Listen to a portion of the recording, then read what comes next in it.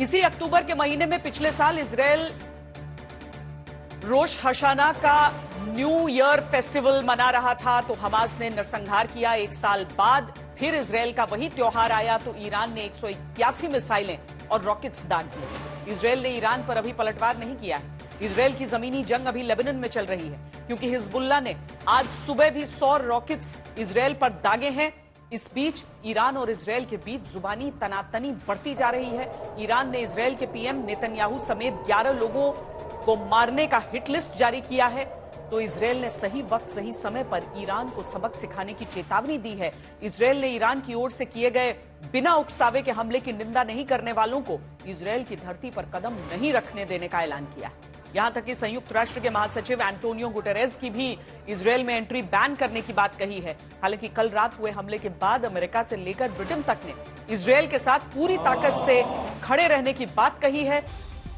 Iran के हमले के बाद इजराइल में बड़ी बैठक हुई है। इजराइल की तरफ से किस तरह का जवाब ईरान को दिया जाएगा। आईडीएफ, शिन बेत और मोसाद की यह बड़ी बैठक हुई है ईरान के हमले के बाद इजराइल में। इस बैठक की तस्वीरें आप इस समय देख रहे हैं। इजराइल की तरफ से ये आधिकारिक जानकारियां भी साझा की जाती हैं कि क्या कोशिशें उसकी तरफ से की जा रही हैं, लेकिन पलटवार जब होगा तब अपने समय और जो जगह है उसे देखते हुए इजराइल की तरफ से किया जाएगा। ये इजराइल ने कल ही ईरान के हमले के फौरन बाद कह दिया था। तो ये कब तक ये पलटवार होगा, किस रूप में ये पलटवार होगा, उसको लेकर पूरी दुनिया इस समय सख्ते में है। जंग की चिंगारी, आग बरसाता आसमान, जमीन पर शोलों का कोहराम।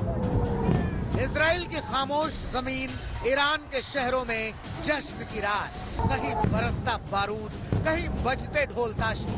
गाजा से लेबनान तक, बगदाद से तेहरान तक जंग, जश्न और तबाही की आहट नजर आने लगी है। 7 अक्टूबर 2023 को भयंकर नरसंहार झेलने के बाद इजराइल ने पश्चिम में हमास का खात्मा शुरू किया तो उत्तर में हिजबुल्लाह ने मोर्चा खोल दिया।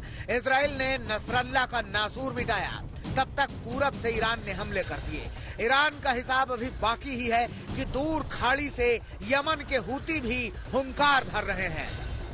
जंग के मैदान में घिरा इजराइल न डरा है न थमा है। लेबनान के अंदर 40 किलोमीटर तक घुसकर इजरायली सैनिक दहशत का खात्मा कर रहे हैं। उधर हिजबुल्लाह ने भी हथियार नहीं डाले हैं। उत्तरी पश्चिमी इजराइल के गलीली और हाइफा इलाके में सुबह सुबह 100 रॉकेटों की बौछार हुई है।